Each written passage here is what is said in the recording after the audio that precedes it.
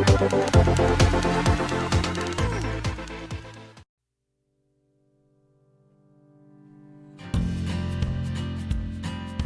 students and families, my name is Jen and I'm a registered dietitian nutritionist at TriState Memorial Hospital. We are pleased to present you with health and nutrition tips for you to use at school and at home with your families.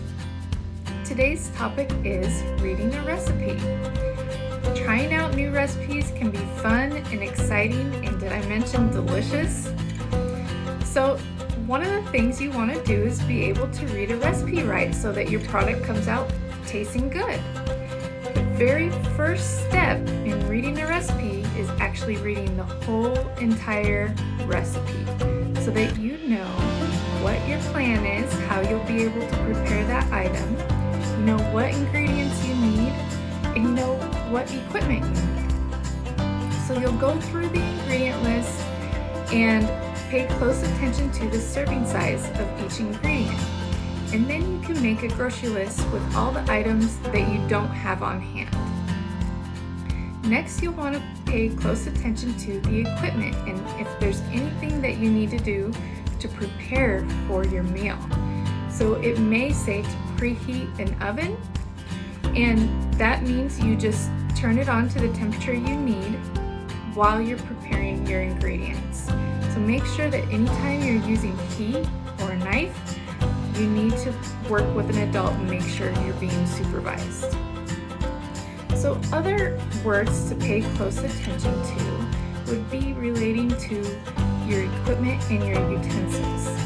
So anytime you see bake, broil, or roast, that involves using the oven. If you see the word blend, you may need a spoon or a blender or a food processor.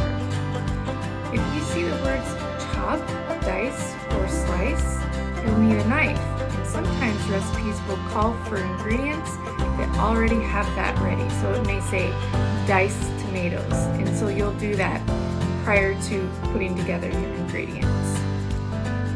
You may see a word that says measure. With measuring, you may need spoons or measuring cups. You may see fry or saute, and that would require a pan and a cooktop. Next, you may see a peeler. With that, you could use an actual peeler to peel, or you could use a paring knife. Another item you might see is mix or scoop, and with that, you probably would want a wooden or plastic spoon. So what we'll be doing today is practicing our recipe following. So we'll read through a recipe and we're going to make a very delicious recipe that you probably have never even tried. It's called sweet potato pancakes. So turn in your Superfoods for Super Kids cookbook, turn to page 84 and we'll be making that recipe together. See you soon.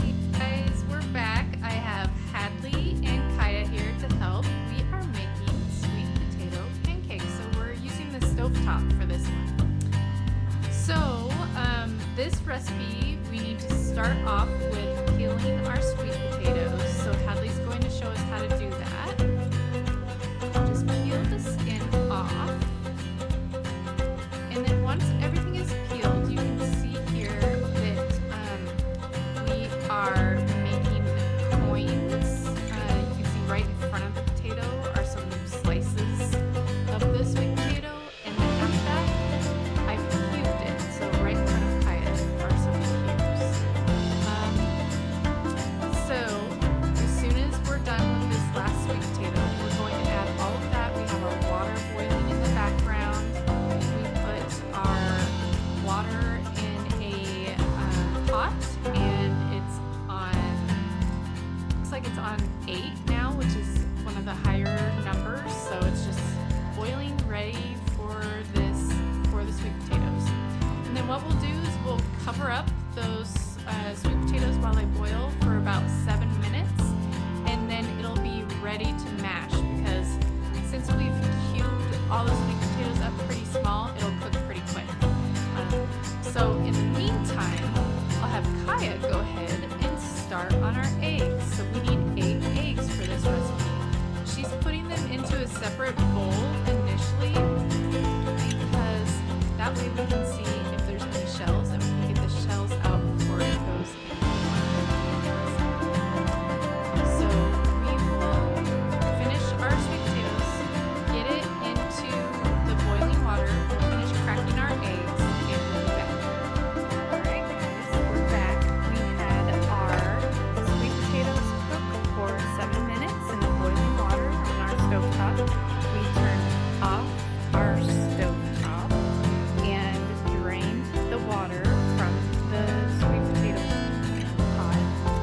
And then we moved our sweet potatoes into a bowl, and now Hadley is going to mash up the sweet potatoes, and Kaya is going to whisk together the eggs so that it's nicely combined. We also have our maple syrup measured out. The cinnamon is already in the bowl with the sweet potatoes just because we didn't want to dirty one more dish. It'll get mixed up nicely. And then once this is all mashed up and mixed, we'll add all the ingredients together, and then we'll go back over to the stovetop and we'll watch Hadley make us some sweet potato pancakes. Guys, we are over at our stovetop.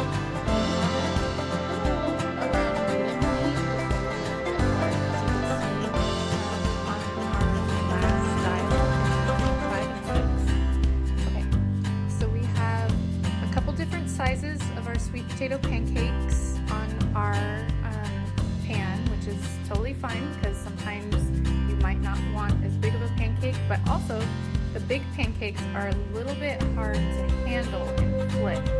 So we already have our coconut oil in there. Usually I would use canola oil for anything on the pan, but I will say that as far as pancakes go, where you want that really crisp outside, if that's what you like, coconut oil is good for that. It makes it nice and crisp and so. But for most things, we like to use canola oil or something similar to that, like olive oil, because it has a good health effect. So here soon, we're just kind of watching. You see in that big pancake, there's some bubbles there. That's a sign that we're getting close to being able to turn it. I also want you to notice that our handle is out of the way so that we don't, as we're moving along the side of the oven, we don't run into it and catch it and the pan goes tumbling down on our feet or something like that. This is a good safety measure.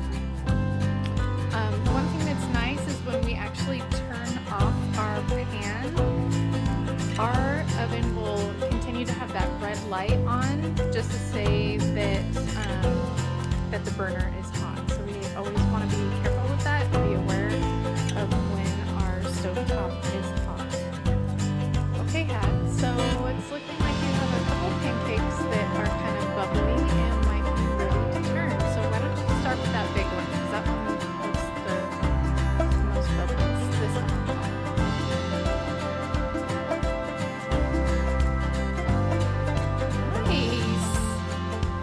It's kind of hard to flip pancakes, so I'm really impressed with that.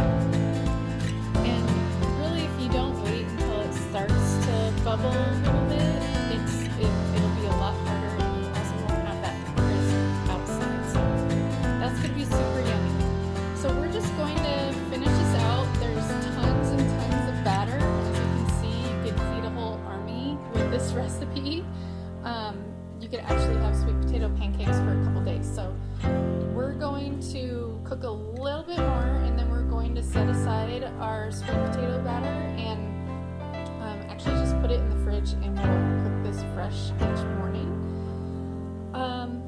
You could also just go ahead and cook all of it up and freeze portions and just throw it in the toaster or throw it back on the pan and warm it up in the oven.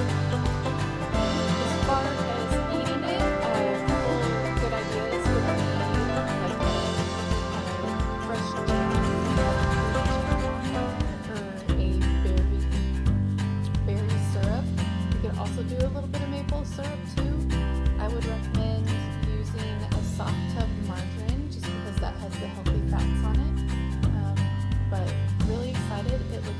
good. Hadley, do you want to flip another pancake for us?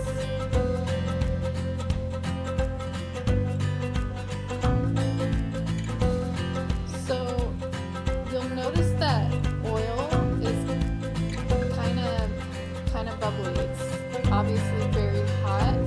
We always have to be careful with the stovetop because oil can splatter. So we just want to make sure we have plenty of distance from our pan. And if you're doing something like bacon, it's definitely splatter worthy. And so sometimes you can do you can put like a face shield on it, like a screen, and that helps from getting splatter on it. But also we're wearing our aprons today, so we're protecting our clothes that way. But always keep your face back because you don't want that hot oil in your face. Okay, Hadley, why don't you get one more pancake? Awesome, perfect. Okay, well we're gonna eat here soon. That's the end of our sweet potato pancake recipe. We'll see you next